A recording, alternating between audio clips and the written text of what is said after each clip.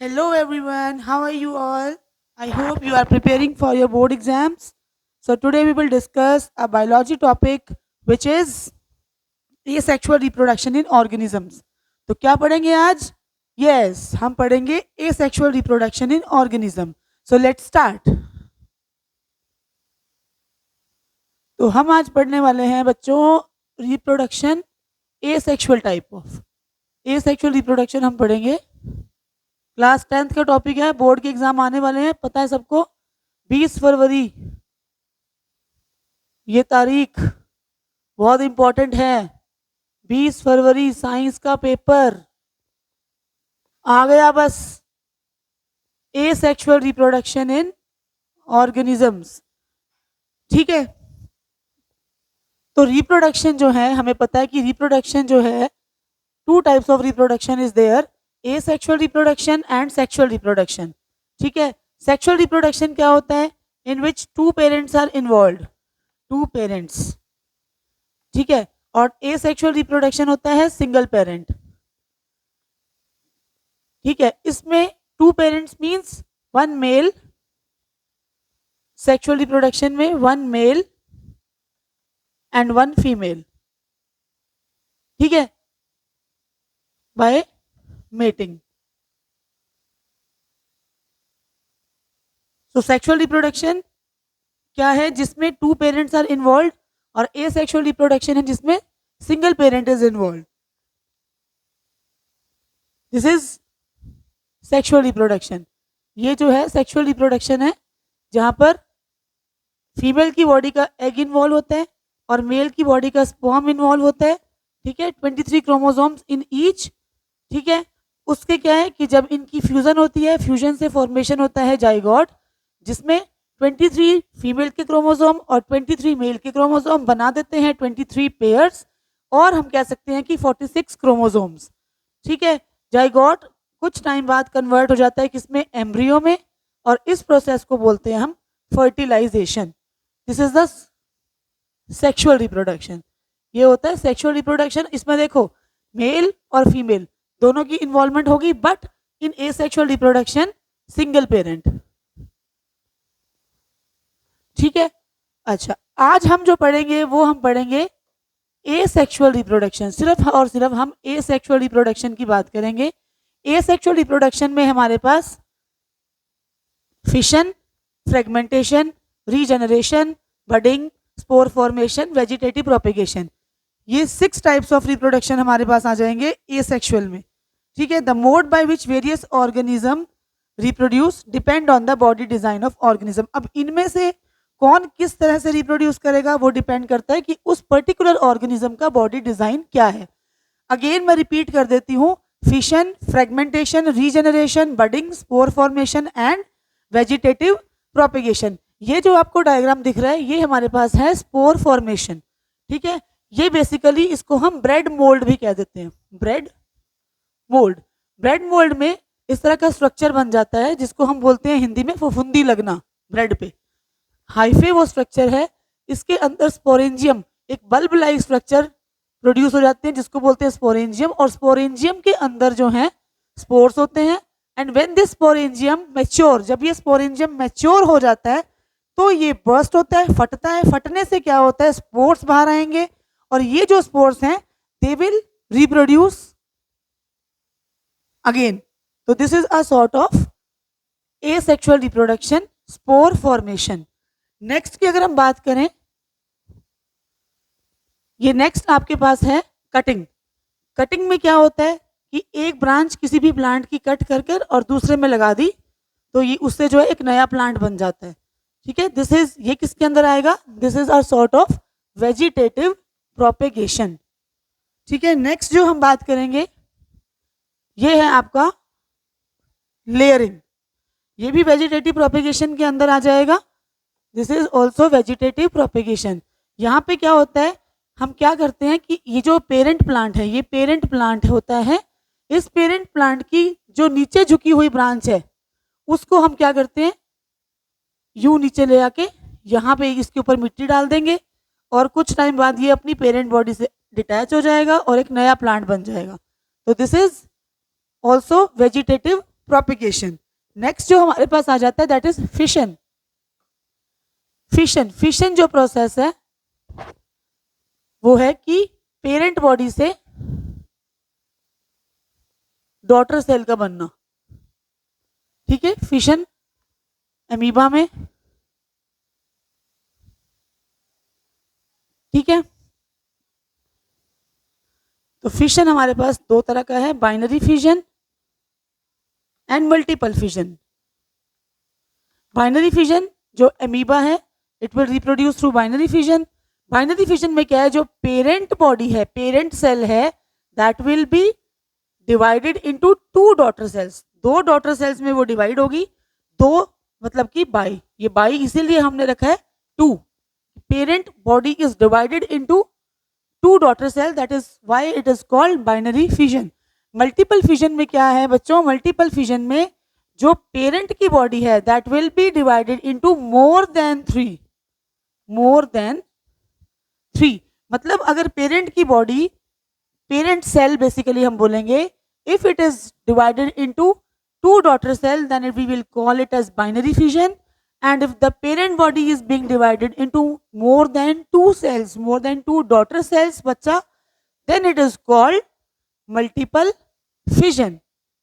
ठीक है, नेक्स्ट हमारे पास आ जाएगा रीजेनरेशन, प्लेनेरिया। अब ये रीजेनरेशन क्या है, रीजेनरेशन का मतलब ये है कि अगर हम मेच्योर ऑर्गेनिज्म के बॉडी पार्ट्स को कट कर दें, यहाँ पे देखो कट कर दिया, ठीक है, तो क्या होगा, ये दो डॉटर बन जाएंगी।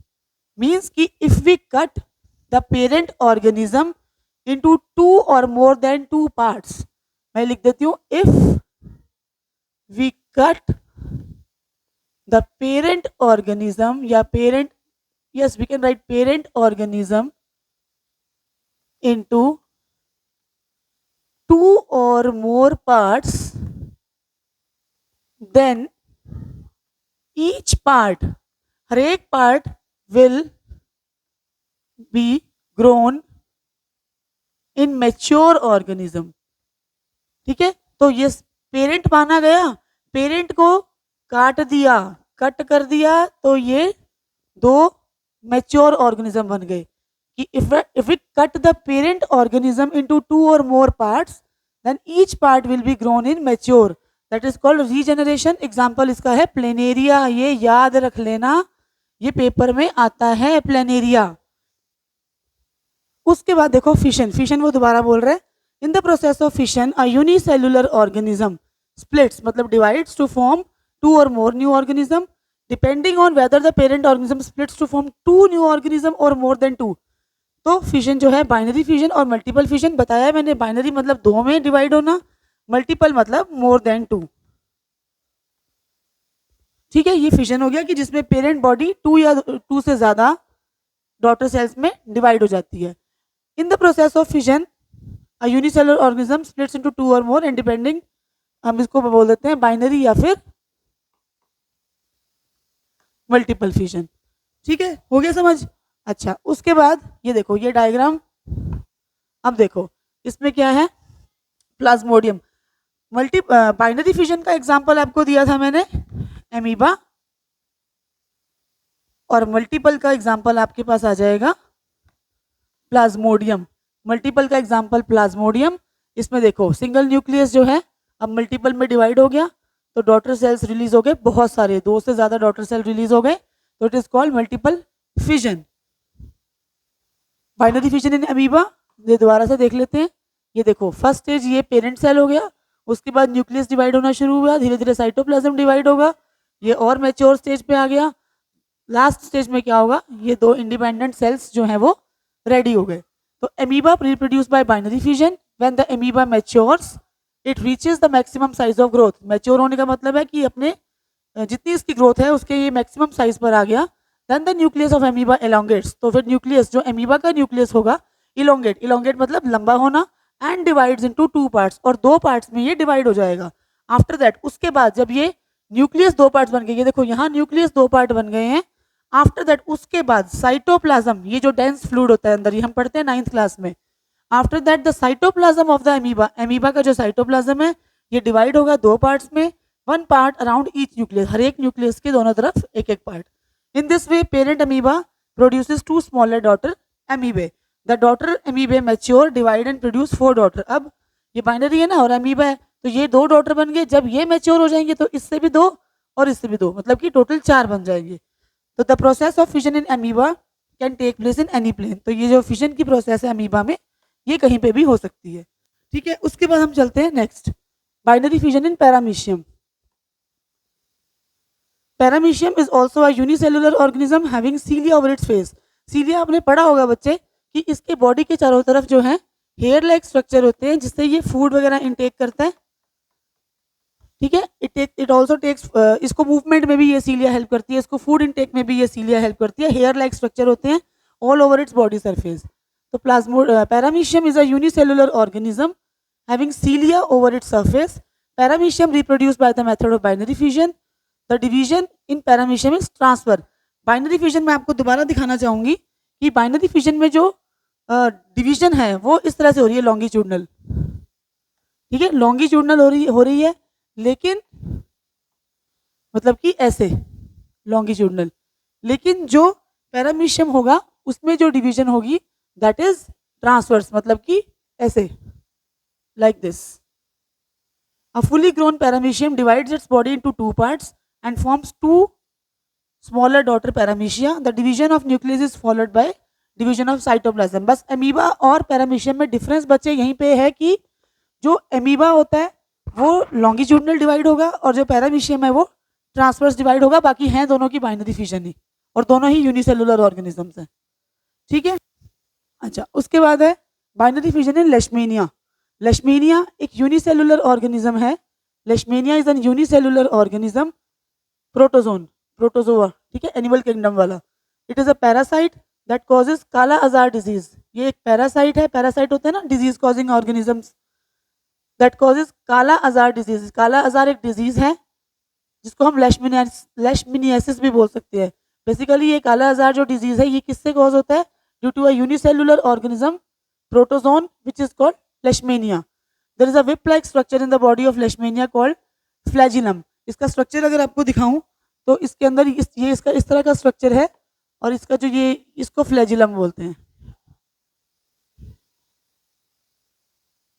ठीक है, leishmania also reproduces by binary fission. Leishmania भी बाइनरी फिजन से रिप्रोड्यूस करेगा. In leishmania the division of parent cell takes place in a definite plane longitudinally.